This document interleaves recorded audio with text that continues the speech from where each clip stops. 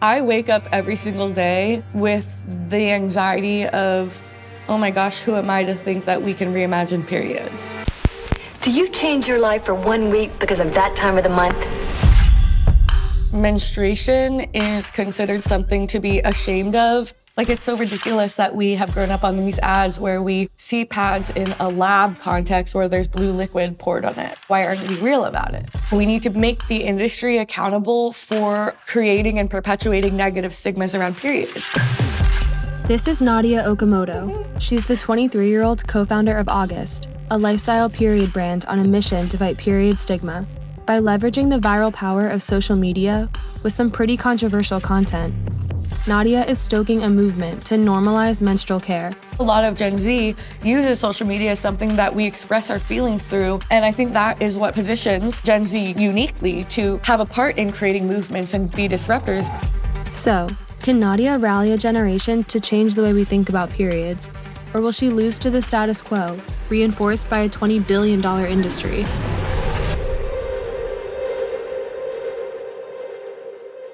Hi friends, so I've been getting a lot of questions about this. So about the different wing sizes on our pads. Again, Nadia Okamoto is the co-founder and CEO of August, a business she refers to as a lifestyle period brand.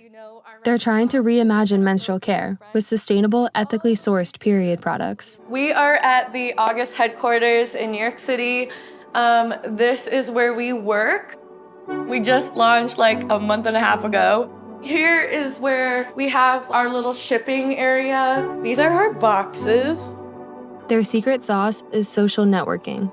Before they launched, Nadia grew their Instagram presence to 5 times the size of Tampax's, without any paid media. So like this got 315,000 likes and we've got like 400 sales from it. August aims to challenge the way society views and talks about periods. People get into big debates. This is where I showed my menstrual blood and it got 90,000 likes and people were pissed about it. In the midst of the controversy, Nadia's posts are sparking a conversation among people who identify with the content, but before August, were too embarrassed to talk about these issues openly. Their success online convinced investors that they were onto something.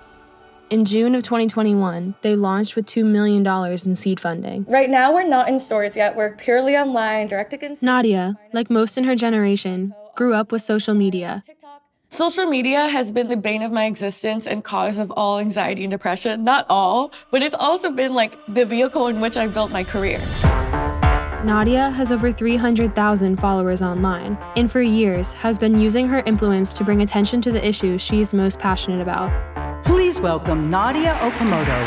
All right. Good morning, everyone. I'm here to talk about periods. Nadia became obsessed with periods as a teenager when she learned about the injustices caused by period stigma, and it pissed her off. Periods are a leading cause of absenteeism for girls in school around the US. Food stamps don't cover period products. 40 states at the time had the sales tax on period products, but Rogaine and Viagra were considered medical necessities and didn't have that tax. I would sit there and think to myself, are you fucking kidding me? So that's when I decided that I needed to do something. She started her first nonprofit at 16 and grew it to be one of the largest fighting period stigma. Then, she went to Harvard, ran for office, wrote a book on the menstrual movement, and co-founded a Gen Z marketing agency that attracted some of the biggest names in femme care. She's been featured in Forbes 30 Under 30, the Bloomberg 50, and People's Women Changing the World. And all of that was in just 5 years.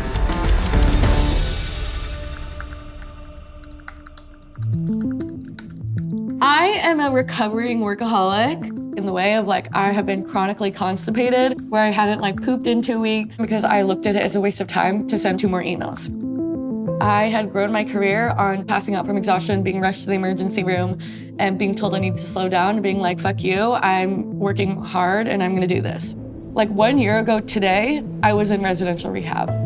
And that was a really unexpected part of my founding journey. We started raising our seed round and we had a few investors who took their money back, who are now back with us, but who took their money back because they're like, we don't know if you're gonna be able to come back from this. After her stint in rehab and with the support of her friends and family, Nadia began to recover. But like, it's hard, right? Because to be honest, like that way of thinking is what has gotten me to have this track record. If I'm gonna run a company that is about wellness and about taking care of our bodies, I need to lead by example. My biggest fear is that we're gonna fail and crash and burn. Who am I to think that this stigma in industry is something that me and a bunch of young people can take on?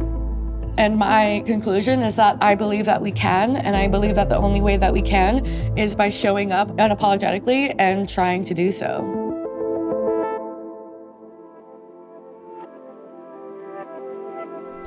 Every movement starts with a conversation, and Gen Z is speaking up. They're diverse, educated, and determined to fix the mistakes that previous generations have left behind. And Nadia and her team are betting that Gen Zers can help carry out their mission to normalize periods. Our target demographic are Gen Z menstruators. We're building a brand for a generation that is the biggest consumers statistically that this world has ever seen.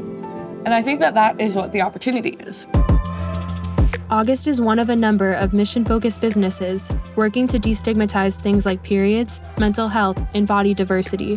Period products in the past have been something that you hide in your shopping cart because you don't want people to see it and you awkwardly check out. We are trying to reimagine period care that is more personal and empowering. I believe that we need a company that is unafraid to say the word period, to talk about periods, to show menstrual blood. We get these messages of people who are like, I've felt ashamed of my period my whole life. And for the first time, I have met a community of people who are unapologetic about their bodies. The proof point of that is something that keeps me going.